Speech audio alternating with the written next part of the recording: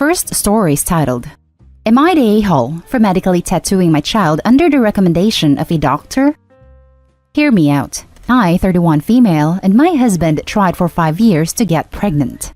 Testing eventually revealed I have eggs of freaking steel, and without medical help, I'll never get pregnant. So that's what we did.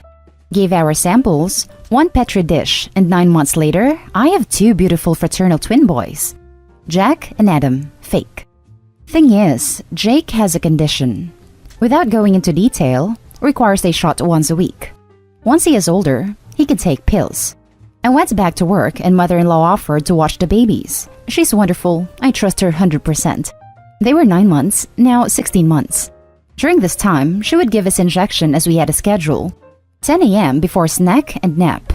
Worked very well until a month ago when she gave the shot to the wrong kid. Now, they may be fraternal, but they look identical. I'll be honest, my husband and I even mixed them up sometimes. Everyone does. She immediately noticed her mistake, called 911, and they were transferred to the hospital. By the time I got there, Adam had been given the reversal agent, and they were both happily sipping on juice, loving the attention. We went home the same night, told to push fluids. He was never in danger. It's a very slow-acting medication that, at worst, would have given him diarrhea in a few days. Mother-in-law was beside herself. I tried to ease her worry, but she refused to babysit, so to daycare they went. This daycare has a nurse, cause some of the kids have medications, so she knew what to do, but the worry of mixing up the kids was a valid concern, and they would not keep name tags on. Doctor recommended a medical tattoo. Explained they tattoo a freckle, no bigger than the end of a pencil eraser, on an area of skin that's easily seen while the child is under mild sedation, similar to dental offices. Because of the area, it usually fades in 2 to 3 years, but by then, they should have developed more personal features and may not need it redone. So after discussion with my husband, we did it. He has a 2mm brown freckle on his earlobe. From entering the office to leaving, it took 30 minutes. Never felt a thing. Mother-in-law lost her crap the second I mentioned a medical tattoo. I tried to explain, but she just freaked out, so I put both kids on the floor and told her to pick up Jack and find a tattoo. She picked up Adam, so I handed her Jack, and after 20 minutes, still couldn't find it. Stripped him to his skivvies. I finally pointed it out, and she went, "That's just a freckle." I just said, my point exactly. Adam doesn't have a freckle there, so that's how daycare can tell them apart. She's still pissed and ranting. Once I explain to others and they fail to find it, they understand, but they still think I went too far in tattooing my child and altering their body. I believe I took the necessary precautions recommended by the doctor, and that the tattoo will fade with sun exposure and as he grows. By the time he's 5, it probably won't even be visible, or it'll just look like a faded freckle. So, am I the a-hole? Now for the top comments. Not the a-hole at all. It's literally a fake freckle. It's not like you gave him a full sleeve of pin-up girls and muscle cars. Also, it's to make it harder to accidentally end him or his brother. You made the right call. Although now I'm kinda curious to see a toddler with that sleeve. Not the a-hole. Not the a-hole. You took the recommendation from a medical professional and made a decision with your spouse for the safety of your child. Absolutely nothing wrong with that, especially for something so small. Medical procedure recommended and performed by a medical professional. That's really all I need. Not the a-hole. Not the a-hole. The tattoo is for the safety of both children. It's a medical tattoo, just like they do for radiation treatments. Exactly. I have 3 tiny freckles tattooed from getting radiation and they're not a big deal. Hurts like hell because they're on my ribs, and I forget I even have them. I'd argue that it wasn't my choice either, in a way, as it was just sprung on me as a surprise at that appointment. And unless I want my cancer to come back, I had to go along with it. Not the a-hole. The next story is titled, Am I the a-hole for dramatically running away from an intervention my mother-in-law threw for me? Husband, 28 male, and I, 28 female, live in Colorado. We love beer, and we live an active lifestyle, hiking, snowshoeing, skiing. No beer hits like a beer after climbing a 14-year, and I love a glass of wine in the bath on a lazy Sunday afternoon. My mother-in-law loves to clean her kids' houses as a gift quarterly. This works because we're notoriously lazy deep cleaners. This is important. A week ago, she asked to meet her at the park. I showed up to find a bizarrely socially distant group of my in-laws waiting for me with a box. She started saying, "Kaylee, this is an intervention. We're here because we love you," etc. It was awkward and I got nervous. She opened the box and showed 3 empty bottles of wine and 2 full bottles of wine, plus an empty 16-ounce beer can. She looked at me pityingly and said, "Sweetie, I found your stash. I know you have a drinking problem." I was caught off guard and looked at the pile and it clicked. A few months ago, the bathroom sink backed up and we were rushing around trying to clear things for the plumbers to take care of it. I must have shoved my empty wine bottles in a shower beer can in my closet. The full bottles were purposely hidden because they were going to be Christmas gifts for my husband. I tried explaining everything and she put her hand on my shoulder and said, "I know it's hard to accept you have a problem, but everyone here is here because we love you.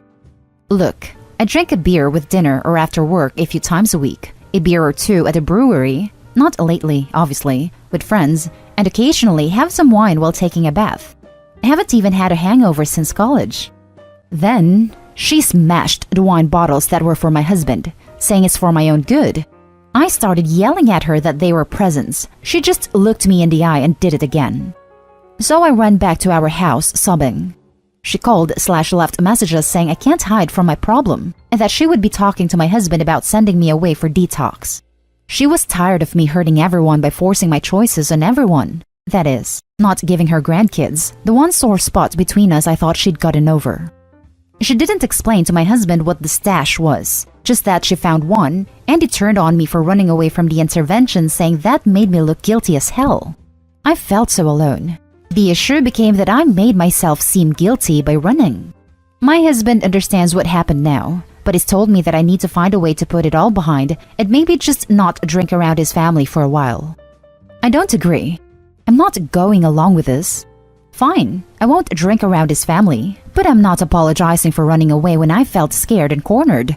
And I'm absolutely not copping to a drinking problem when I don't have one. Am I the a-hole for not just going along with this to make everyone happy? I feel like I'm going crazy. Now for the top comments. Couple things. 1. Interesting and telling that she threw an intervention without your husband involved. That means she knows it's shady. Or it means something else, which is both crappy and shady. 2. Why assume that stuff was yours? Why not her son's? Why not both of yours? 3. That loves to clean her kids' houses is a trap. She's snooping. It's an excuse. I've heard it many times. Not the a-hole for sure. Yet, I would start asking some questions if I were you. 3 is so true, and what my first thought was too. It's guaranteed so she can snoop.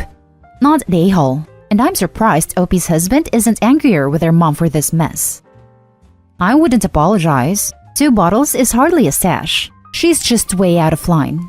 She could have asked you privately about it, but jumping to conclusions and involving the whole family is just a jerk move in my opinion.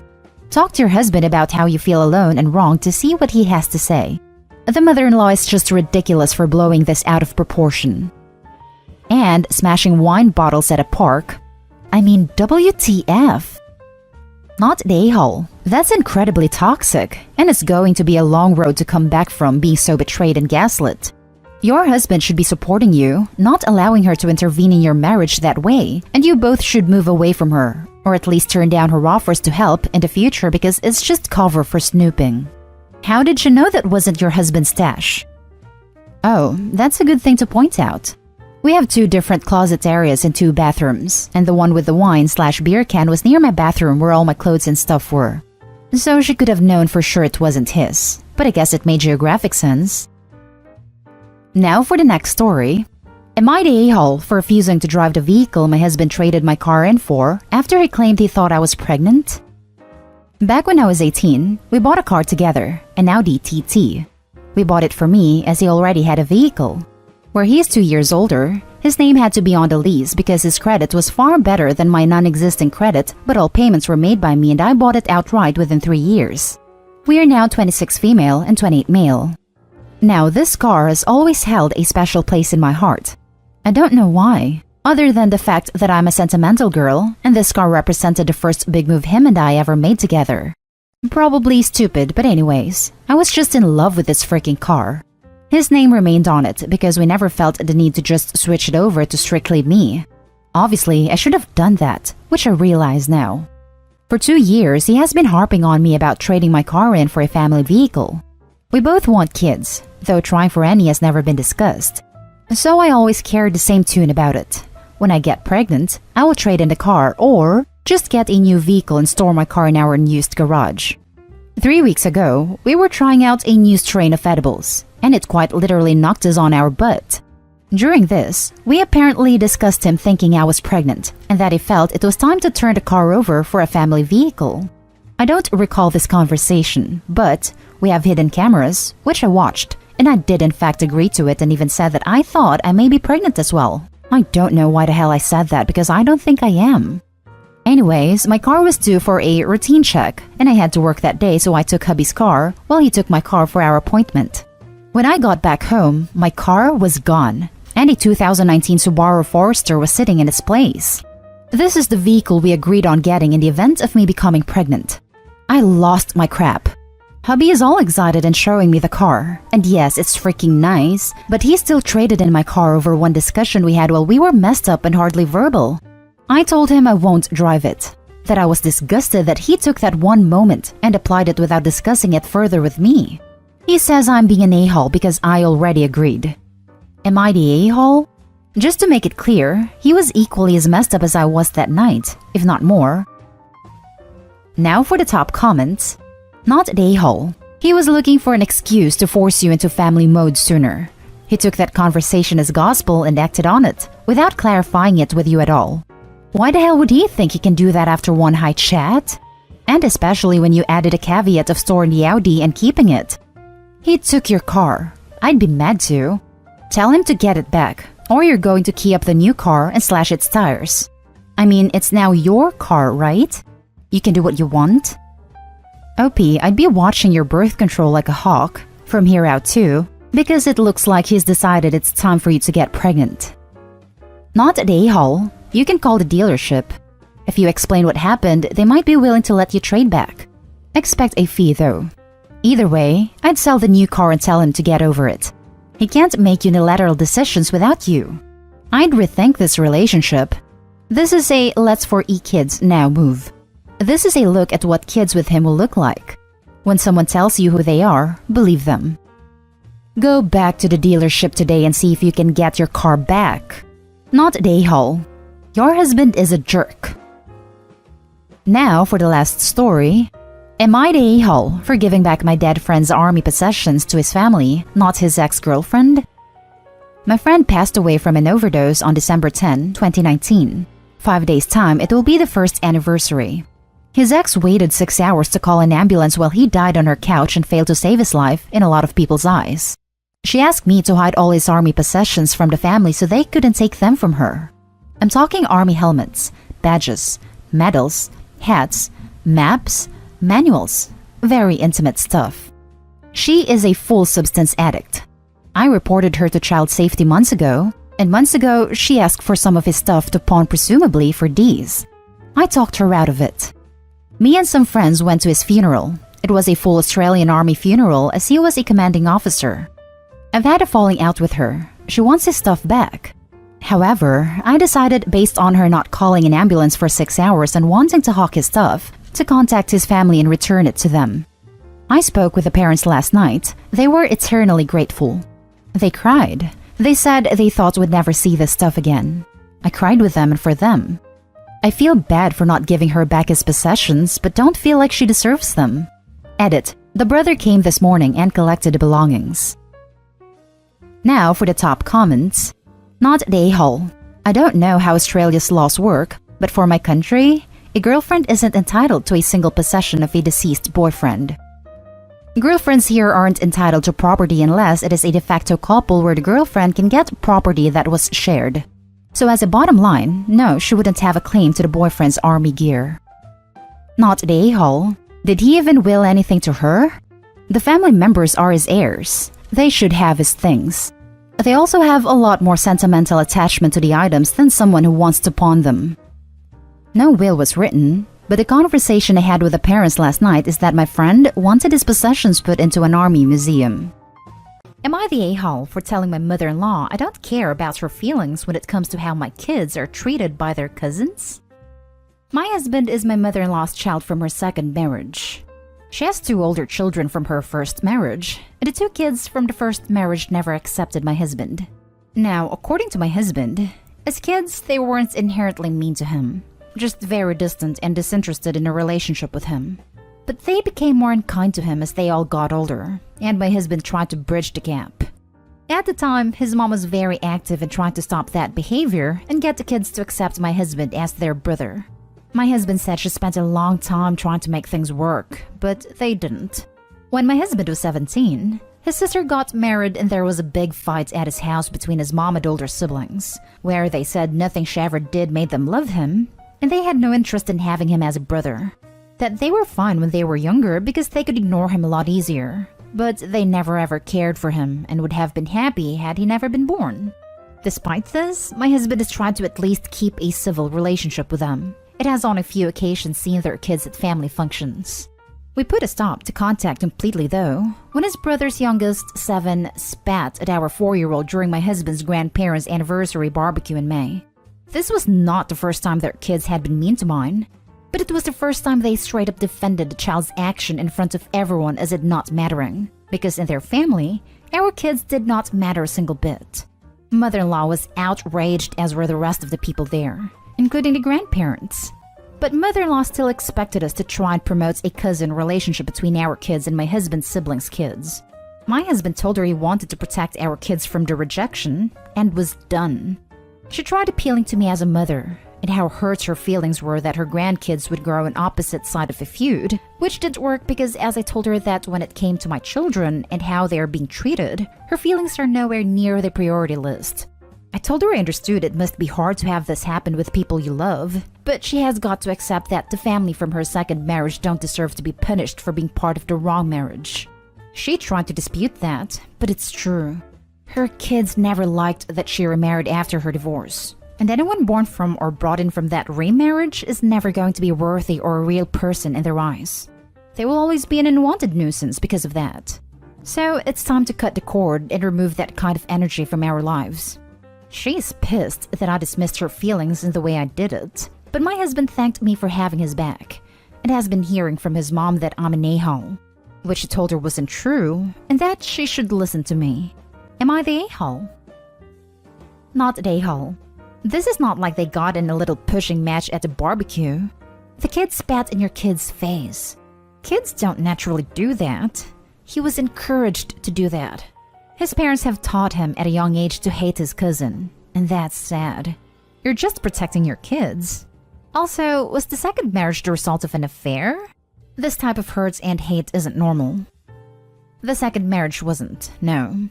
From what I know, the first marriage ended because mother-in-law thought she could change her first husband, and anyone who knew them back then knew she was crazy and it would end badly, which it did. Not the a-hole. If your husband's half-siblings are so resentful, literally decades later, that their parents are no longer together, that they're encouraging their kids to take it out on a 4-year-old, there's something wrong with them. I can't even imagine an adult being that petty about something that happened, 25 years ago? The divorce was actually 30-ish years ago now. It confuses the hell out of me that they wouldn't take a step back and decide not to come when they hate my husband and our kids so much. Not an a-hole. His older siblings are a-holes, and while I don't think the mother-in-law is one and understand her wanting her grandchildren to get along as a family, it just won't happen anytime soon. And it's quite clear her eldest children have no interest in their brother's side of the family, so screw them. I only really found out as an adult that on my dad's side, we were never really accepted, because his mom hated my mom because she was his second partner to have kids. In my grandmother's eyes, only my 2 eldest brothers from my dad's first partner were her grandchildren. We never really saw that side of the family, so it never really came up. Just figured dad didn't get along with them or they lived further away. My brother's partner added one of our cousins on Facebook from my dad's side. She was adding all the extended family basically, wanting to basically be part of the family. And was point blank told by her that she doesn't care about her, because my brother and I aren't really part of the family, and only our oldest brothers are her real cousins, or something along those lines. So that's stuff that has basically been ingrained in my cousins' heads through their entire lives, and I don't see it's ever changing. It's toxic, and best to just cut them out. I don't think it'll ever happen. I see this just passing through the generations for a long time to come. The level of disdain they have for my husband and children is shocking, given the reason. Like, I have heard of people having no interest in their half-siblings or step-siblings, or even resenting/disliking them. But to the level of hatred they show for innocent children goes beyond anything I have seen before. Next story. Am I the a-hole for not returning my rings to my dead husband's family? Danielle and I were married for 1.5 years, together for 7. I received an engagement ring, wedding ring, and eternity band from him as a wedding anniversary gift for 1 year married. Danielle died in an accident, not sharing what due to privacy, at the beginning of the year, and my heart was broken. It still doesn't feel real, but I'm trying to live life the way he'd want me to every day. I haven't had much contact with his family since the funeral 6 months ago. I suppose we were all hurting and need to heal. Then yesterday, my ex-sister-in-law messaged me on Facebook. I'm a bit of an overshare on Facebook, and they knew about my eternity ring as well as the other rings. My sister-in-law wants me to return all the rings to them, as they say that Daniel paid for them, and because he has died, they belong to the family. And my mother-in-law also told me to do this too. I've already given them back his childhood stuff he had, along with photos he had before I met him. But the rings are deeply sentimental to me. I'd be okay with giving them a plain wedding band, but the 2 others are beautiful, expensive, $19,000 combined, and remind me of the best time of my life. I'd give them my husband's wedding ring, but he was buried wearing it. Now I'm getting squeezed by his family to give them these rings, and I don't know if they just want them to sell or own or what. Sister-in-law even said she will look into law if I don't give them back, and that I'm an a-hole for keeping them out of the family where they belong. Daniel and I didn't have kids, so I suppose I'm no longer family. Am I the a-hole if I don't give the rings to my in-laws? Now for the top comments. Not an a-hole. Asking for a widow's wedding ring 6 months after losing her husband is deeply messed up. I'd cut all ties with these people.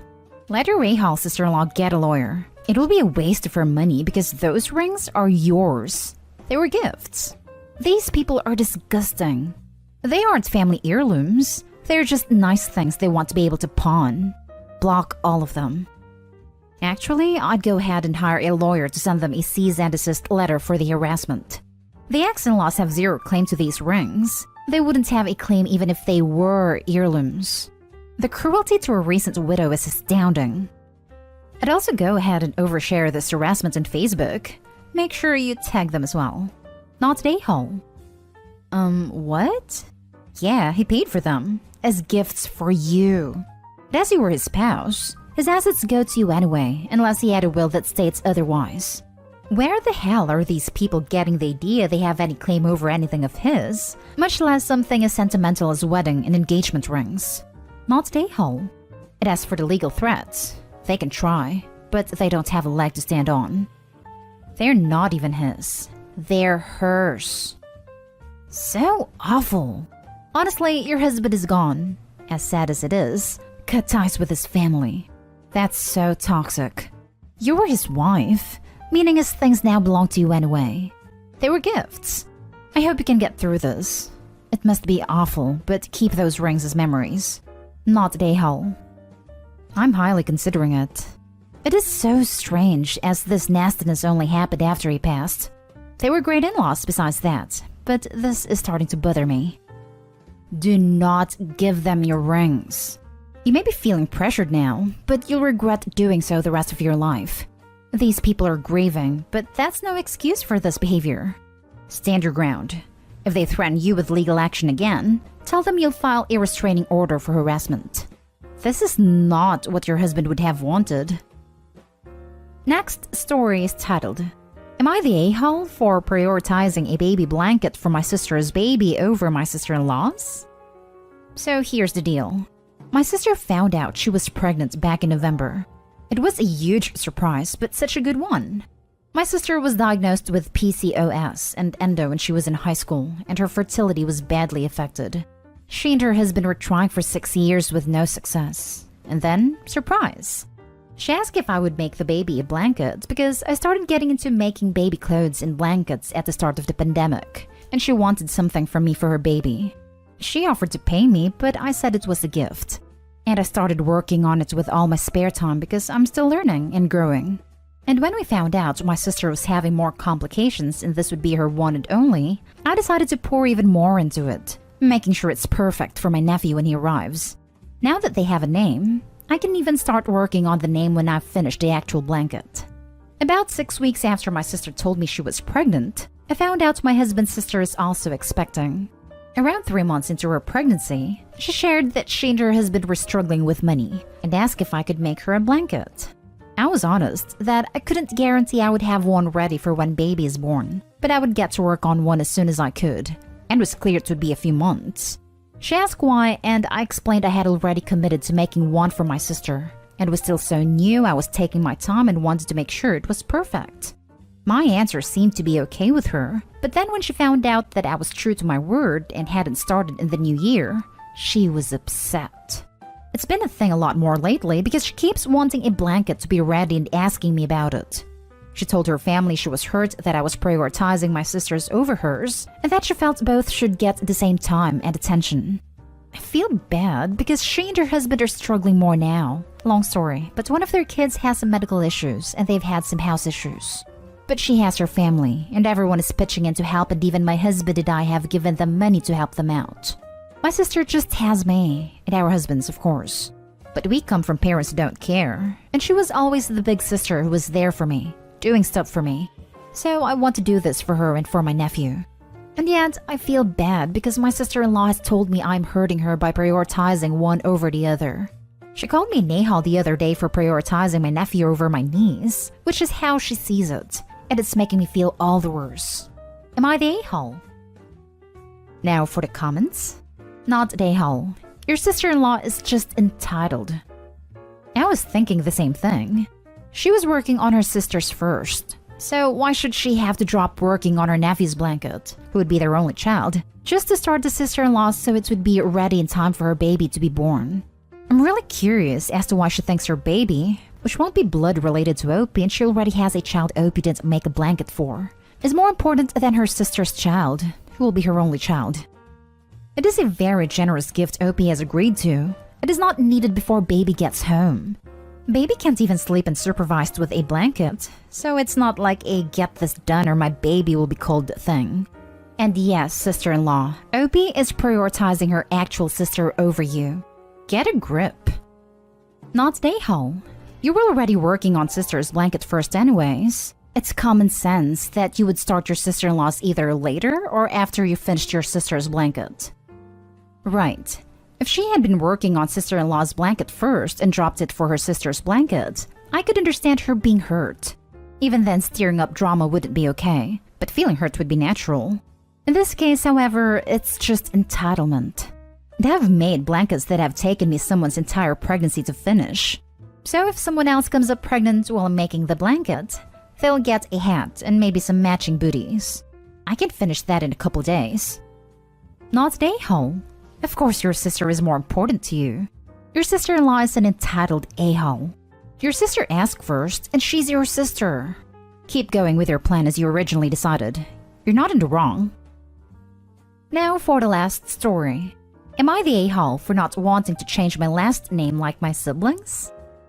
It's me, 16 male, and my 3 other siblings. Jordan, 19 male, my twin brother Louis, 16 male, and my sister Bella, 14 female.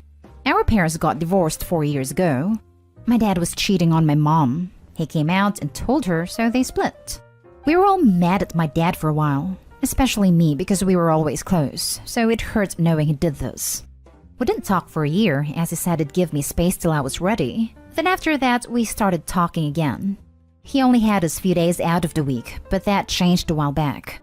My brother and my sister decided they didn't want to go with him at all, so they're at mom's full time and he only sees them every other weekend. I'm the only one that wanted to get split custody, so like 1 week with him then 1 week mom, which they were all mad at. They still hate my dad for cheating, I get it, because to me I haven't looked at him the same, but not mad anymore because it happened already years ago. After they broke up, my mom started going out with my stepdad, Martin. They got married last year right before lockdown, but he was already living with us a long time. We don't talk much, but he's chill. They do more stuff with him than I do, but because they have more time than me, and they like him a lot. I do too. Before Father's Day, my siblings and my mom came to me about a surprise they wanted to do for Martin. And the surprise was all of us changing our last names to his. Everyone. But I said no and said I like having my last name. They can do it obviously, but I'm not interested. That got everyone mad, especially my mom. She talks a lot of crap about my dad all the time, so she asked me why I still want to have a last name of a piece of turd. I told her he's still my dad. He cheated, but he still always tried to be a good dad, so I don't hold that against him anymore. We have these fights all the time whenever I'm going to his house, so I just got tired and ignored them. But they bugged me a lot about doing the change with them because it would mean a lot to Martin if we all did it. I wasn't even there for Father's Day. I went to my dad's, and they're mad I ruined it since they wanted it to be an everyone thing, and I'm the only one not changing my last name now. I don't know why they think I'm being an a-hole for not wanting to change my last name just because of what my dad did a long time ago already. It is not like I consider Martin my dad. But they acting like I am, so am I? Not an a-hole. Your dad might have cheated, but your mother is the a-hole for getting her kids in the middle of all of this. It's parental alienation. Yes, 100%. What Opie's mother is doing is emotional mistreatment. I hardly have a relationship with either of my parents due to alienation, and I wouldn't wish it on anyone. I'm sorry, Opie. I hope you have access to therapy. Not an a-hole. Not an a-hole. While your dad was a bad husband to your mom, you consider him to be a good father to you. If you want to keep his last name, that's perfectly fine. Even if your dad was terrible to you, if you don't want to change your last name, you don't have to. Yeah, like I know what he did was messed up, and took me a while to stop being mad at him for what he did. But at the end of the day, he's still a good dad. Not an a-hole. What will happen when Martin disappoints them or his relationship with your mom sours? What if Martin cheats on her in the future? I have a relative who was like this with their very blended family, basically pressing the kids to all change their last names till every single one of them did, even though everyone's other bio parent was still alive. I always thought it was not healthy. It isn't healthy. It's commonly done by people who try to raise the other parents. It's a toxic behavior often done by people who have a strange need for a partner. Update. Cheat on me with my best friend. I'll wreck your career and publicly humiliate both of you. Original post. S-Head and Sarah have been like family to my wife and I for several years, practically ever since we moved in across the street from them. The four of us were extremely tight. Our kids are the same age as theirs and are all good friends. We were one big family unit. We did dinner together a few times a week. We went on vacations together. I truly saw S-Head as a brother, and my wife and Sarah were very close too. 5 months ago, I was completely blindsided by the discovery of an affair between my wife and S-Head. My wife had left her email open on our computer, and I saw an email from her to her longtime therapist saying that S-Head would be joining her at an upcoming session again. Oh, what the heck? My mind started racing. Why in the world would S-Head be going to her therapy sessions without my knowledge? So I did a search and found some other emails to and from the therapist, proving that S-Head had been going to sessions together with her for about 6 weeks. I checked our mobile phone account and discovered that since late summer, they had been exchanging hundreds of texts every day, peaking at nearly 500 a day by the holidays. Speaking of the holidays, my wife and I hosted both of our families, parents, siblings, etc., for both Thanksgiving and Christmas dinner, and S-Head and Sarah joined us, either for dinner or after dinner on both holidays. Text records showed that the entire time that they were at our house celebrating with our families, my wife and S-Head were texting each other across the room. They were doing that pretty much every time the four of us hung out. For months.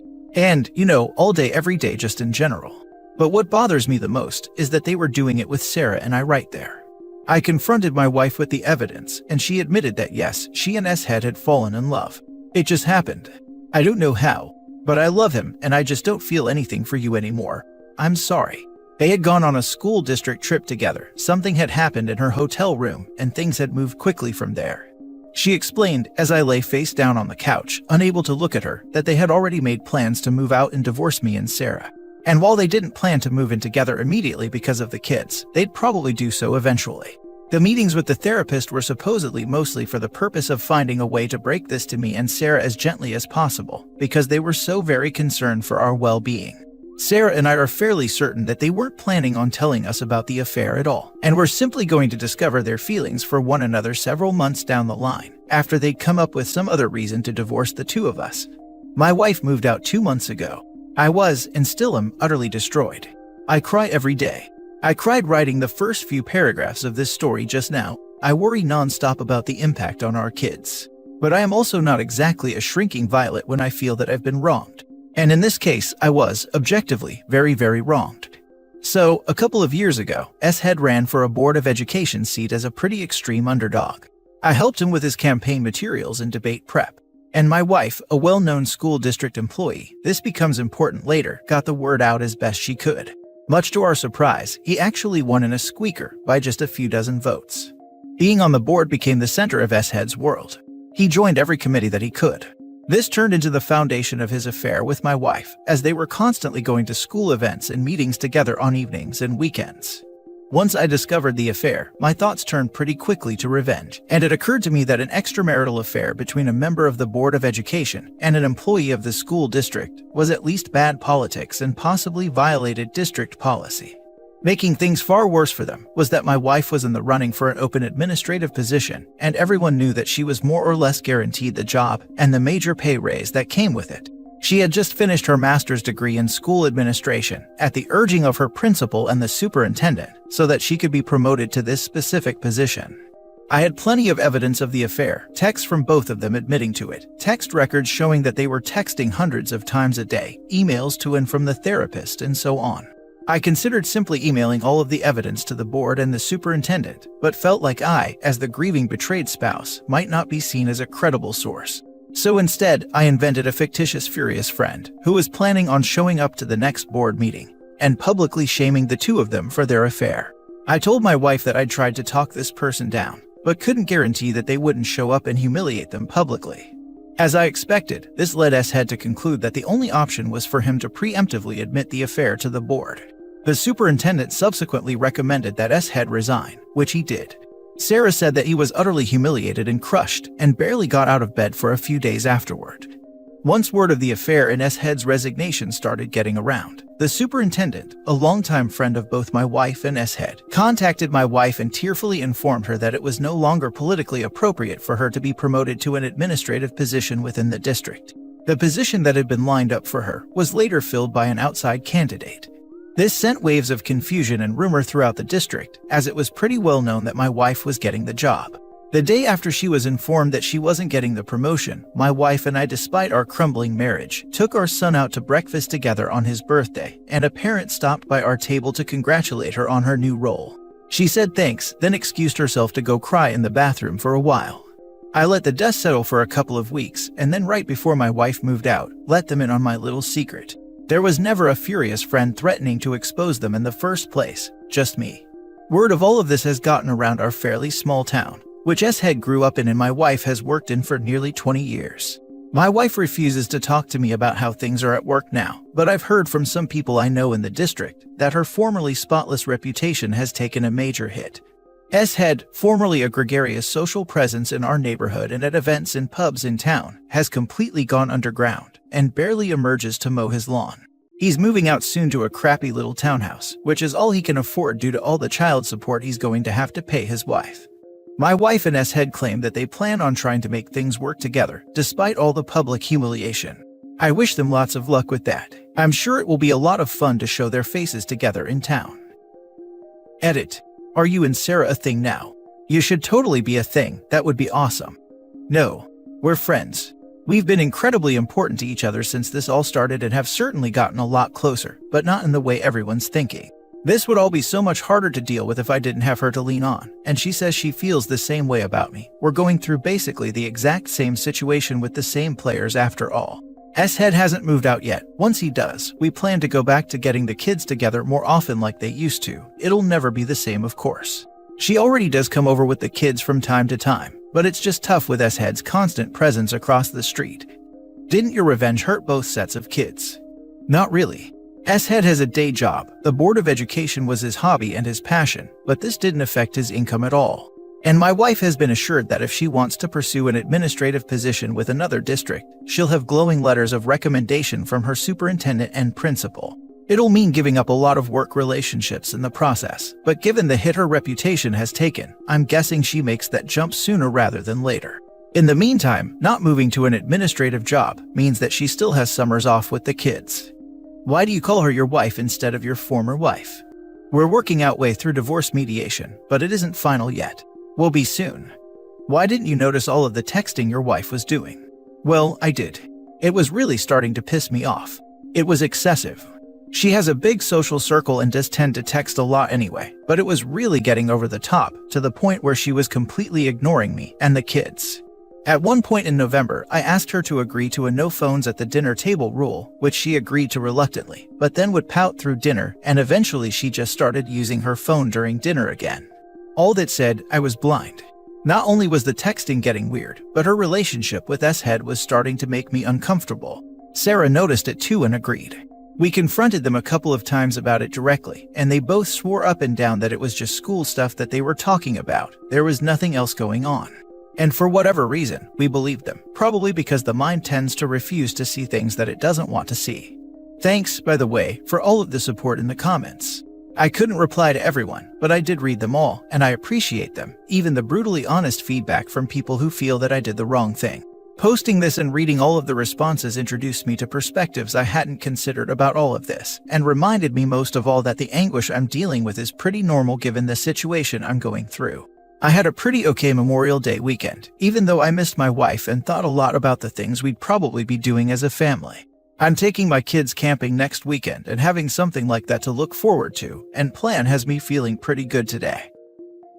Now for top comments before reading the update 3 years later. Something had happened in her hotel room. Well, that's one way to put it. They refused to tell us what exactly happened, which tells us all we need to know. Even our child psychologist rolled his eyes at that part of the story. Could have been an accident. Maybe your wife was innocently lying on her back to put her pants on while S-Head was in the bathroom peeing, and then he stepped on a skateboard, rode it into the sleeping area, and fell right on top of her. Happens all the time. I love you. It's been more than years since my husband divorced me for someone else. I still cry every day. I will never see justice of any kind for the years I lost loving him.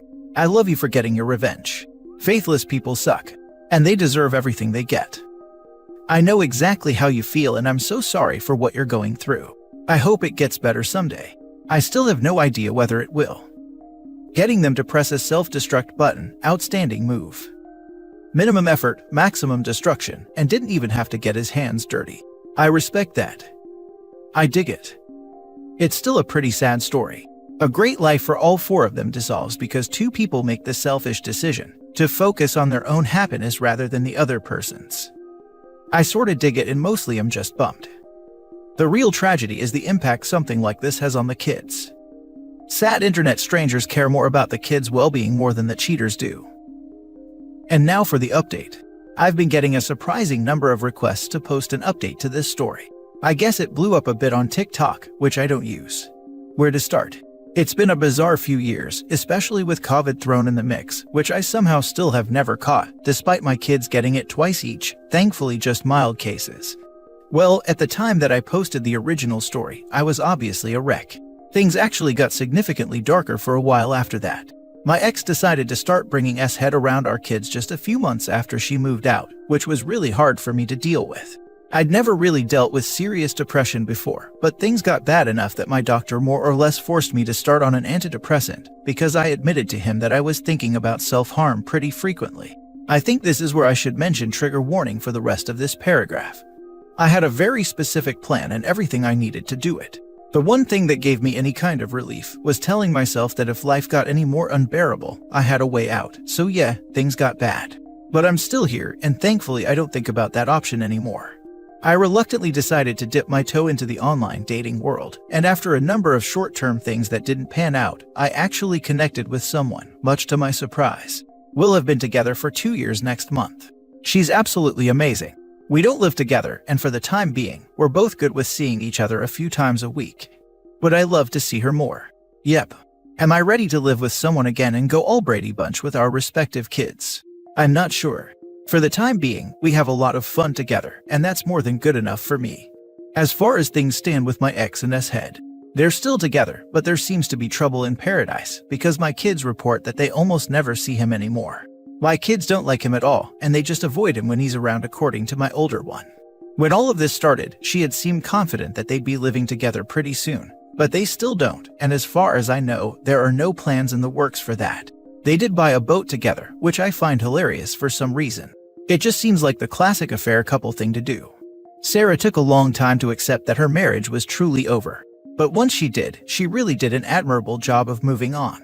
She engrossed herself in home improvement projects. She remains the same incredible mom that she's always been, and she's been in a friends with benefits type relationship, which is all she wants right now, with a nice funny guy for almost 2 years.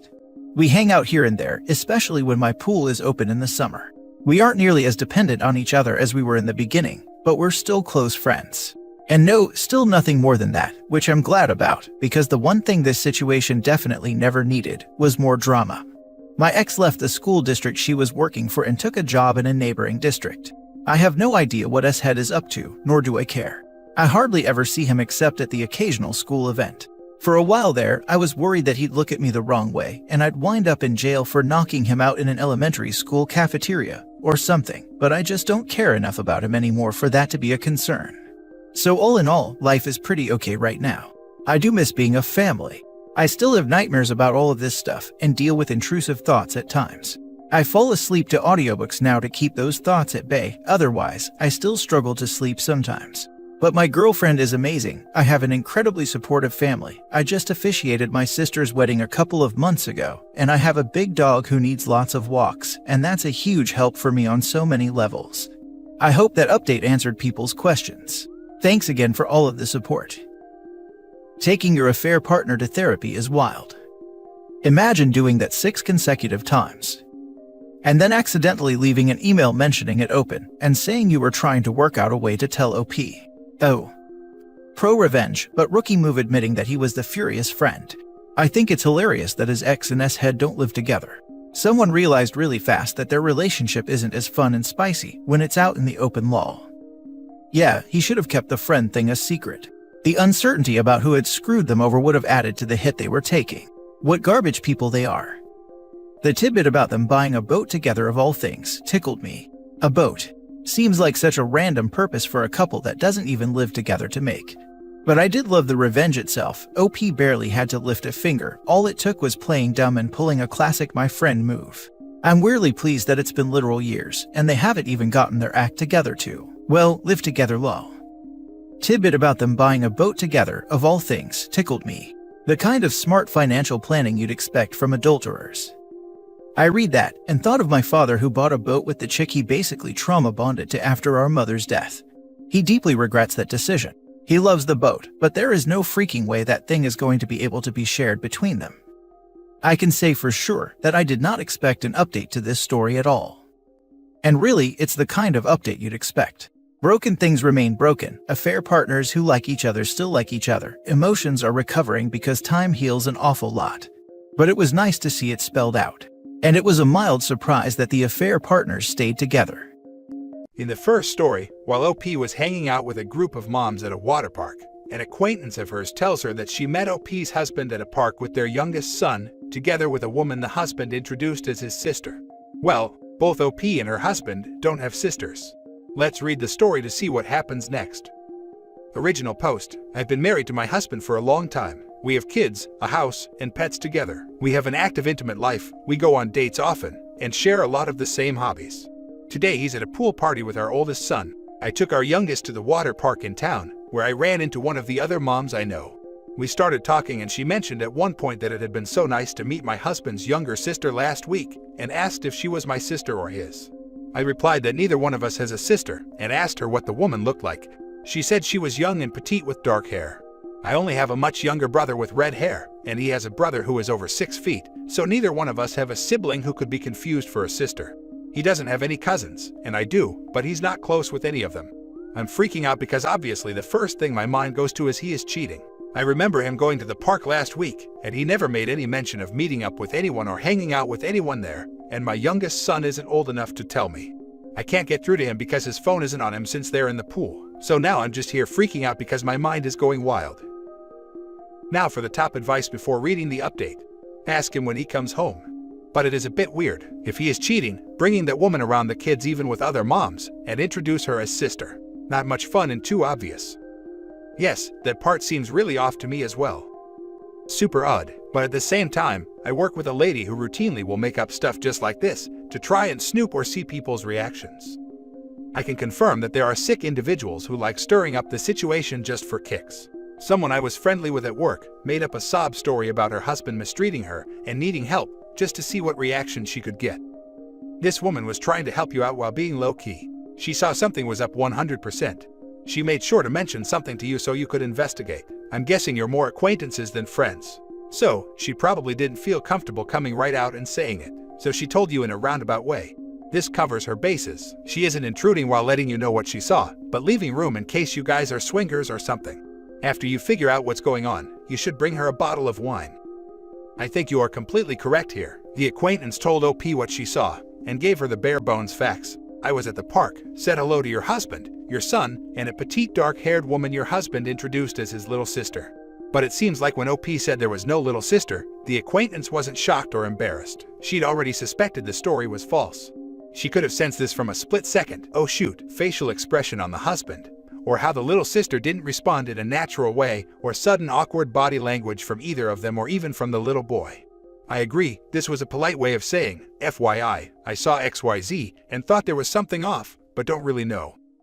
Just say it how it is. I got asked whose sister was whose when you went to the park with our son, can you explain? Yeah, this is what I'm going to say once he comes home. And now for the update. When he got home from the pool party with our son, I simply said, Trish said she ran into you at the park. She said you were with someone you introduced as your sister. Who was it? I knew something was up because he was just silent, and he didn't say anything. Then he just said, okay, we need to talk. Do you want to do this now, or later? Obviously, I said now, so he told the boys to go play downstairs. He admitted he had been planning on leaving me for a while, but he had wanted to wait for the right time to do it. He said he had met someone else he had feelings for. He had met her last year and things happened slowly. He said he never cheated on me physically, but there were a lot of times he told me he was doing work when he was really texting her or going into his office to FaceTime her, and they would sometimes meet up. I asked him why he felt okay bringing our son around this person, and he said it was because our son already knew her, which is when I found out that his little sister, and person he's leaving me for, is our son's daycare teacher. My husband is the one who drops off every morning, so I guess that's how they met. I should have guessed something was up when he began volunteering to go pick him up as well. He seemed apologetic and kept repeating that he never did anything physical, and that he wanted to remain civil for the kids. I still haven't fully processed any of this. He's living in the basement apartment until we get things figured out. I never understand in these situations how someone in a committed relationship can just, hey, I met another person and we got along so, bye. I know, right, and usually way before their honeymoon stage of meeting them is even over. Everyone poops rainbows and butterflies in the beginning. Yep, this is how my marriage imploded. She offered sunshine and rainbows, and everything that he felt was lacking with me, until she didn't. Then according to him she was a psycho-crazy witch, and he should have given our marriage a chance. I'm like, should have thought about giving it a chance before ever cheating in the first place. They always swear it wasn't physical, but I doubt it. I have a hard time believing someone would leave a marriage for someone they don't even know is compatible in the bedroom. As a teacher, there's ethical boundaries we are not allowed to cross. Having an affair with our students' parents is one. Report her. No. She should not be in a position of power over your child. This, especially since she was working when this happened. Report her and make sure there's actual consequences. This is totally inappropriate. Exactly, OP, please report. As an ex-ECE teacher, I can tell you it is unethical to sleep or foster a personal relationship with any of the children's parents. This allows for the ECE teacher to play favorites as long as the relationship goes well. But the moment something bad happens, that child's life at the daycare is over. If you're in a small town, possibly forever. All ECE or school staff gossip. As much as we deny it, we gossip about your kid, their behavior, their home life, etc. Anything we know of, we gossip. So, if your child is labeled a troublemaker, your child is branded for life. It's even harder for boys to break that label. If he wanted to remain civil for the kids, starting an emotional affair surely was not the way to go. Well, I promise at least we never consummated it, as if he's not already put a bomb between you two. OP, definitely take all the time you need to process this and revisit the situation to talk when you're calm. It's really silly of him to try to say he wanted to be civil, while he was actively cheating on you, going on dates and talking to her. It's really weird for him to still say he wants to be civil. But of course he had to go on dates while married. He had to be sure before he jumped ship. Next story is titled, My 46 female husband, 47 male is demanding a postnup. My husband and I have been together for 15 years and married for 8 years. We have a 6-year-old daughter together. Before getting married, my husband was first a nurse, but he was very unhappy in that field. He ended up quitting his job and doing 2 years of working a lot of short-lived odd jobs before deciding to go to vet school. This was done against all advice from others because of the expense involved. His parents refused to pay, so I ended up co-signing the loan and working to support us both. He got out of school 9 years ago. We married when he was struggling to find a position at a place that paid the average rate for a vet. We then moved so he could get a position he was happy with. Since then, he has first earned a high salary, and then was liked enough by patrons that he ended up opening a clinic of his own. Now he has 2 locations with employees that all work under him. He also has parlayed his previous experience in nursing and business to consult on the side for businesses such as nursing homes, hospice, and substance use treatment facilities. We had a bump in the 3rd year of marriage because he didn't want me to work anymore. He made me feel like my salary no longer meant anything. I ended up quitting because of my mom guilt. I am currently looking at online college options, since I only have an associate degree. Recently he's been very distant. I just have that intuitive pit in my stomach when he would travel for a consulting project and not answer my text or call me when promised, or him sounding like he was whispering when he did call me. There's an intern he hired 2 years in a row, whose mother was bold enough to come up to me at a party and say that my husband really adores her daughter, and she has hearts in her eyes with him. I keep thinking, no way, because she is 25 years his junior and has a boyfriend. But she treats me with open disrespect, and my husband doesn't care that I'm hurt by it. He's always on his phone ignoring me when I speak. The intern was out of the picture for a while, but now I saw her name pop up on his phone several times. At an event, my husband pushed past our daughter to speak to her. I don't think I'm a jealous person normally. I don't begrudge my husband finding other women attractive, even if he doesn't hide it from me. But I want warmth from my husband, and I don't want him to act on these feelings of attraction to other women. We had a fight about me refusing to get a tummy tuck, and then he caught me looking at credit card statements and flipped out, leaving the house. He came back calmer and said that he's sorry if he's intense. Most people in his field are. He also said that a lot of the business world he's a part of is something I'll never understand. He said he has employees to think about and asked me to sign a postnup. He said that it shouldn't be a big deal if I wasn't with him for the money. I was shocked and asked him how long he's had this on his mind. He said that it's been for a while, but he got pretty angry when our daughter recently blurted out that she will help animals like dad. He says that he believes I'm teaching our daughter to be entitled and thinking that she'll inherit any of his business, or that I was passing on this attitude by trying to subtly meddle in his business.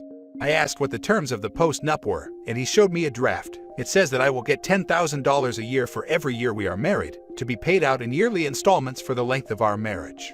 I could also keep any gifts he bought me during the marriage. I would refinance to buy him out of our heavily mortgaged property, which I won't be able to afford to keep as a result. In addition, the $10,000 a year would be lowered if he ended up having other dependents, with a certain amount for each dependent he ended up gaining. And I would forfeit any claim to his vet clinics or other side income. I was in shock. I asked rather dryly if he couldn't put in a compensation for the amount of debt that I took on, and paid a huge part in paying off for him to get his education. I also asked if there could be a mutual infidelity or abandonment clause. He flipped out and said that infidelity clauses annoy judges, because then everybody will be hiding in the bushes to spy on their partners. He said that if I just loved him for him, then I'd sign it and understand why I needed to. But if I didn't, then I'm not the same woman he married. What do I do? He always seems to have legal counsel around him advising him how to come out on top. And this document essentially gives me less a year than his business can earn in a week. Now for the top advice. Do not sign. Something tells me intern is pregnant. This, or if not, she will be soon enough. This is a transparent attempt at an exit strategy. OP needs to stall him, pretend to be considering it, and say she is probably going to sign it. And instead, quietly lawyer up and get all her ducks in a row to exit this marriage herself now, based on the current situation, not his slimy attempt at a postnup.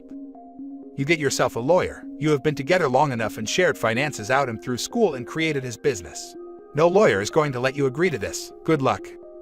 This, just to be clear, by get yourself a lawyer, we mean a good divorce lawyer. We don't mean she should even consider this postnup. He's obviously trying to create a firewall for when he dumps OP. There are some elements in the story that could point to narcissistic behavior. OP is potentially unaware of that. Him being a nurse, not liking that, changing jobs a lot of times. Everything is not good enough until finally he has his own clinic. Him using others, his then girlfriend's money, to get ahead. Him feeling entitled to more than what usual people would find just.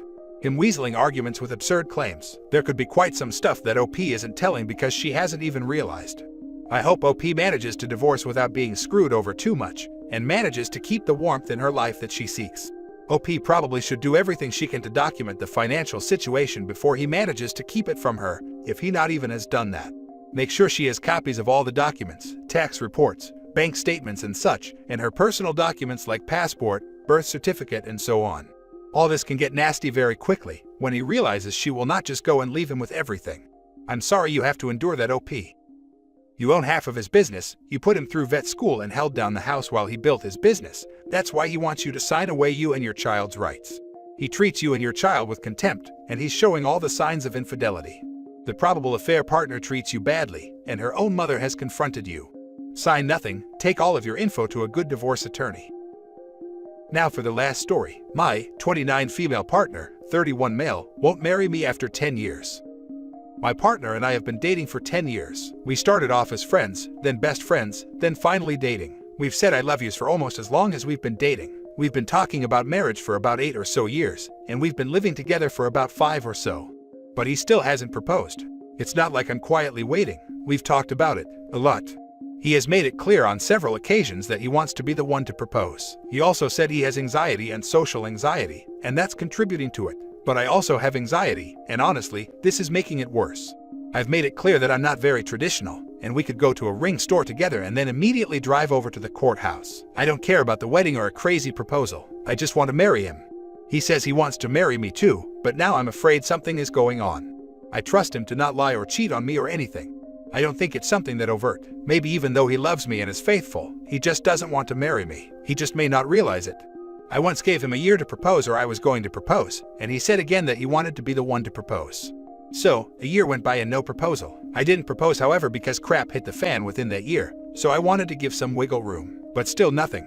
I love him more than I can really say, but the agony of feeling unwanted and then being questioned with, "Don't you trust me?" After 8 years of what feels like a huge broken promise, it sucks.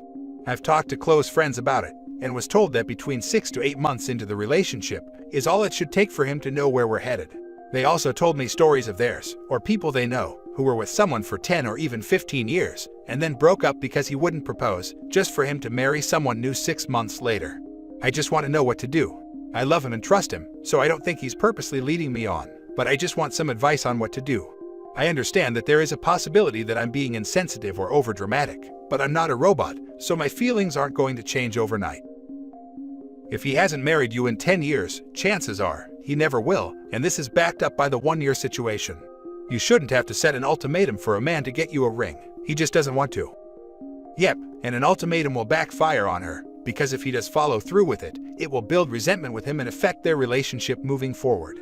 Not to mention OP will still probably resent him a bit for making her have to pull an ultimatum to propose. I think that he doesn't want OP to propose because he knows she will do it and he has commitment issues. OP, don't give in to the sunk cost fallacy. End this without wasting any more time on him. I once gave him a year to propose or I was going to propose, and he said again that he wanted to be the one to propose. So, a year went by and no proposal. 1. If you give someone an ultimatum and don't follow through, what you're demonstrating is that they can get away with the behavior you're identifying as unacceptable. An ultimatum should only happen if you're willing to stick to it. 2. It's not a good idea to propose to someone you aren't 100% confident will say yes. If you're having doubts about whether or not he even wants to marry you, I wouldn't propose. You have 2 options as I see it. Get into couples counseling so you can discuss this issue openly, or set a timeline and stick to it. Are you willing to walk away over this? You need to figure that out before issuing a timeline.